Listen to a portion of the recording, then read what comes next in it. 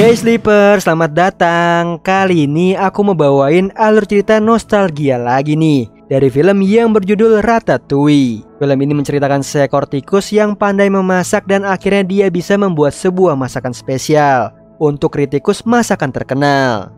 So yang penasaran langsung aja nih, tarik selimut kalian rapat-rapat, siapkan cemilannya dan selamat menonton. Diceritakan seekor tikus bernama Remy. Ia memiliki keahlian mengendus berbagai macam rempah makanan. Dengan keahliannya itu, dia mencegah kawanannya memakan makanan yang sudah diracun di tempat sampah.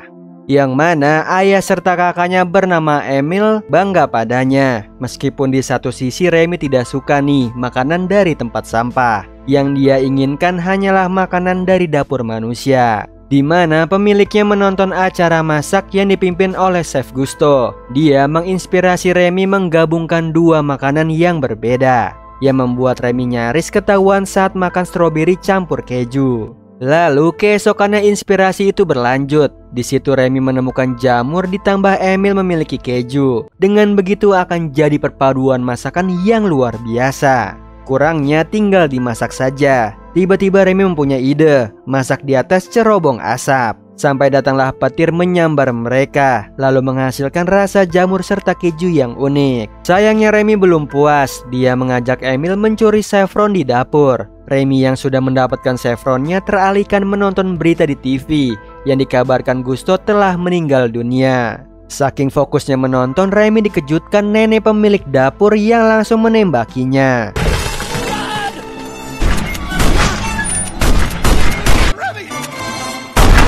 Sayangnya tembakan si nenek juga membongkar koloni tikus yang ada di langit-langit rumah. Para tikus yang ketahuan berbondong-bondong mengungsi, sedangkan Remy membawa bukunya Gusto. Kemudian menyusul ayahnya yang sudah menaiki kapal evakuasi. Malangnya Remy tertinggal, diperparah si nenek menembakinya.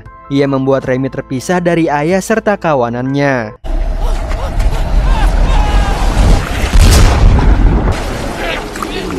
Hingga dia terdampar di saluran air seorang diri bersama bukunya Gusto. Yang anehnya di buku itu Gusto bisa berbicara pada Remy. Lalu Gusto menyuruh Remy melihat apa yang ada di atas saluran air.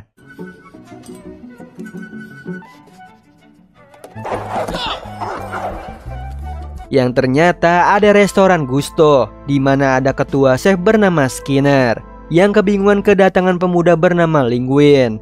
Dia mengaku anak dari kekasihnya Gusto, yang mana tujuannya ada di sini ingin meminta pekerjaan. Jadi dia dipekerjakan sebagai tukang sampah. Di saat yang sama Remy dan juga Gusto versi imajinasi melihat keadaan di dapur. Lalu dibuat terkejut melihat Linguini memasuki bahan yang asal-asalan ke dalam sup panci. Di situ Remy protes hingga membuatnya jatuh ke dapur. Dia pun panik nih dan berusaha mencari jalan keluar.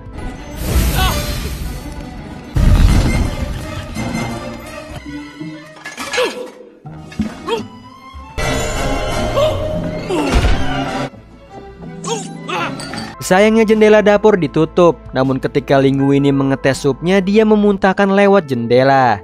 Jadi kesempatan Remy untuk kabur, yang saat melewati supnya tercium aroma tidak sedap. Sehingga Remy inisiatif nih memperbaiki rasa sup tersebut dengan asiknya memasukkan bahan dan juga rempah. Tanpa Remy sadari, Linguini memperhatikan. Apesnya datanglah Skinner bersama Remy sempat disembunyikan. Lalu Skinner memarahi Linguini karena ketahuan masak sup, yang supnya itu sudah disajikan ke pelanggan sama pelayan. Di sini Skinner tidak bisa berbuat apapun dan langsung memecat Linguini. Padahal setelah dites chef bernama Colette, Skinner tidak bisa memecat Linguini karena pelanggan yang memesan sup tadi adalah kritikus makanan. Jika tetap dipecat akan berpengaruh dengan review restoran. Jadi Linguini ini diperbolehkan masak dan Colette yang membimbingnya. Tiba-tiba Skinner melihat Remy kabur. Semua orang ingin menghabisinya. Untungnya Linguini sigap menangkapnya pakai toples. Lalu dia membawanya ke pinggiran sungai. Dia yang tidak yakin membuangnya karena sudah melihat Remy si tikus yang lihai memasak. Jadi daripada menyingkirkannya, Linguini meminta Remy memasak sup lagi. Di situ Remy setuju nih. Sialnya begitu dilepaskan dari toples, Remy lari meninggalkan Linguini. Namun saat melihat wajah melasnya, Remy kembali lagi. Kemudian mereka pulang ke apartemennya Linguini, di mana di pagi harinya Remy memasak omelet untuk Linguini. Yang belum sempat dimakan, Linguini langsung mengajak Remy ke dapur. Dia kebingungan nih harus menyembunyikan Remy di mana. Akhirnya Linguini memasukkan Remy ke baju. Lalu saat memilih bahan sup yang salah, Remy menggigit badannya Linguini, yang membuat Linguini jadi cacing kepanasan. Linguini yang tidak mau jadi pusat perhatian izin ke kulkas, di mana dia memutar otak untuk menyembunyikan Remy.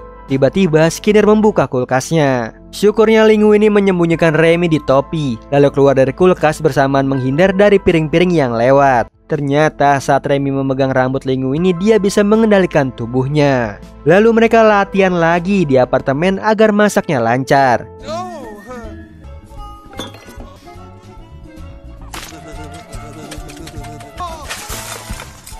Dan benar aja nih, setelah beberapa kali latihan, akhirnya mereka lolos memasak sup seperti di awal. Lalu Skinner menyuruh Linguini berlatih memasak bersama Colette, sedangkan dia membaca surat dari ibunya Linguini. Betapa terkejutnya tertulis nih, Linguini anak kandungnya Gusto, yang sekaligus pewaris restoran. Di situ Skinner juga memanggil pengacara, karena dia panik dari surat wasiatnya Gusto akan mewariskannya 1 bulan lagi.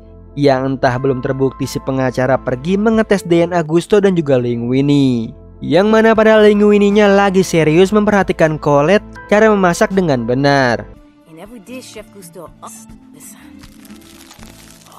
Setelah itu Colette memperkenalkan background orang-orang yang ada di dapur. Suatu ketika para pelanggan restoran Gusto bosan dengan menu yang ada. Mereka minta hidangan seperti sup yang dibuat oleh Linguini, yang membuat Skinner marah. Meskipun begitu, Linguini disuruh memasak roti manis ala Gusto, yang dilihat dari resepnya memakai bahan-bahan aneh. Di sini Remy yang mengendalikan Linguini memilih bahan-bahan lain untuk berimprovisasi, meskipun harus berdebat dengan Colette. Hingga akhirnya roti manis itu disajikan dan respon dari para pelanggan semuanya suka. Lalu terus-terusan dipesan. Berkat itu Linguini diapresiasi. Tapi berbeda nih dengan Skinner, dia mencurigai Linguini memiliki tikus. Karena belum bisa terbukti, dia mengajak Linguini berbincang sambil minum. Di saat Linguini mulai tidak sadar, disitulah Skinner menanyainya tentang tikus, yang tentunya Linguini tidak menjawabnya sampai minumannya habis. Karena Skinner tidak menemukan jawaban, dia menyuruh Linguini membersihkan dapur. Di sisi lain, Remy bertemu kembali bersama Emil. Dia lagi makan makanan dari sampah. Remy yang tidak tega melihatnya mengambil makanan dari kulkas, padahal Gusto mencegahnya. Setelah Emil memakan makanan dari Remy, dia mengajak Remy pulang ke koloni, di mana dia disambut baik ayahnya. Karena keberadaan Remy sangat membantu para tikus memilah makanan yang diracun atau tidak. Sayangnya di sini Remy memutuskan tidak kembali ke koloni dan memilih berdampingan dengan manusia. Ia membuat ayahnya marah sampai menunjukkan apa yang diperbuat manusia pada tikus jika terlalu dekat, yaitu menangkap mereka. Meskipun banjir fakta nih, Remy tetap kembali ke dapur, yang mana ada Linguini tertidur pulas, padahal ada orang yang mau masuk. Mau tidak mau Remy berusaha membangunkannya, dan ternyata orang itu adalah Colette. Dia penasaran apa yang dibicarakannya bersama Skinner. Bukannya menjawab, Linguini malah ngorok. Otomatis Colette menamparnya. Barulah Linguini di situ sadar, lalu menjelaskan ke Colette bahwa dia menyukainya. Singkat cerita, ada kritik makanan bernama Anton Ego. Dia tidak terima kalau restoran Gusto populer lagi, padahal dia sudah mengkritiknya habis-habisan. Di sisi lain, Skinner frustasi mendengar pengacaranya kalau DNA Gusto dan juga Linguini cocok. Tandanya Linguini siap jadi ahli waris restoran. Skinner yang tidak mau hal itu terjadi menyelidiki lagi kebenaran Linguini memiliki tikus atau tidak. Tikusnya sendiri ditinggal nih sama Linguini di tengah jalan, yang membuat orang-orang mengusir Remy. Barulah dia tertampar kenyataan. Meskipun begitu, Remy tetap kembali ke dapur, di mana datanglah Emil membawa kawanannya meminta makanan. Apesnya kulkas itu dikunci. Lalu Remy mencari kuncinya di kantor Skinner. Dia menemukan kunci sekaligus surat yang berisi Linguini, anak serta pewarisnya restoran Gusto. Remy yang masih terkejut dikejutkan kedatangan Skinner. Tanpa berpikir panjang, Remy membawa kabur suratnya.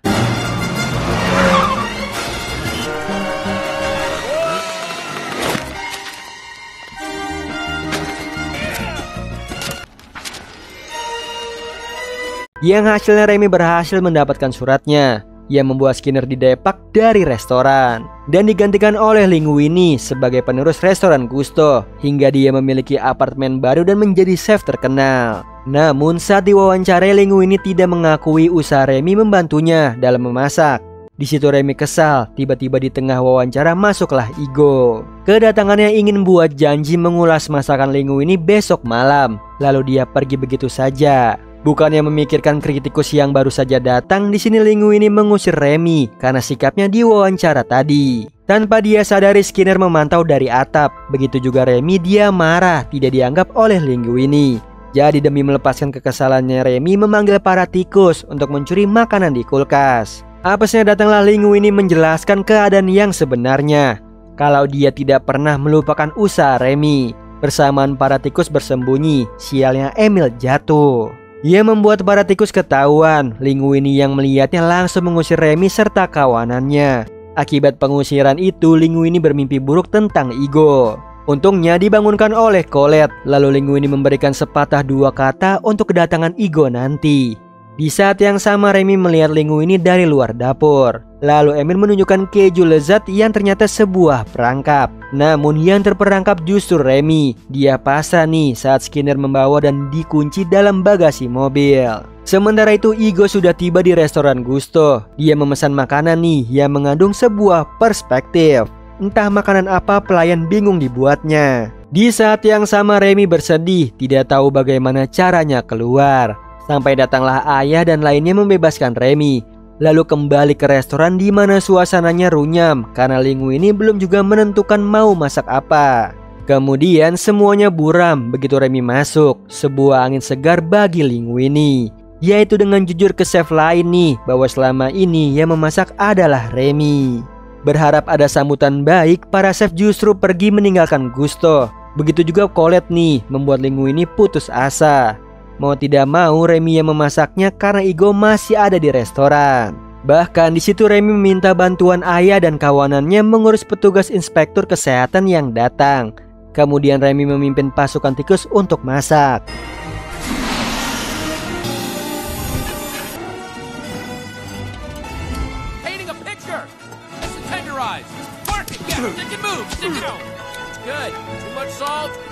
Syukurnya Colette kembali lagi. Dia juga membantu Remy memasak ratatouille. Di sini mereka bekerja sama memasaknya. Sesudah ratatouille-nya jadi, Linguini hidangkan ke Igo. Yang mana suapan pertamanya langsung teringat masakan ibunya sewaktu masih kecil. Dia pun lahap memakannya hingga tetes terakhir. Lalu berterima kasih nih ke Linguini sudah menghidangkannya. Yang mana padahal itu bukanlah masakannya. Jadi Linguini ingin menunjukkan siapa chef sesungguhnya saat restoran tutup, yaitu Remy, seekor tikus yang mengendalikannya saat memasak.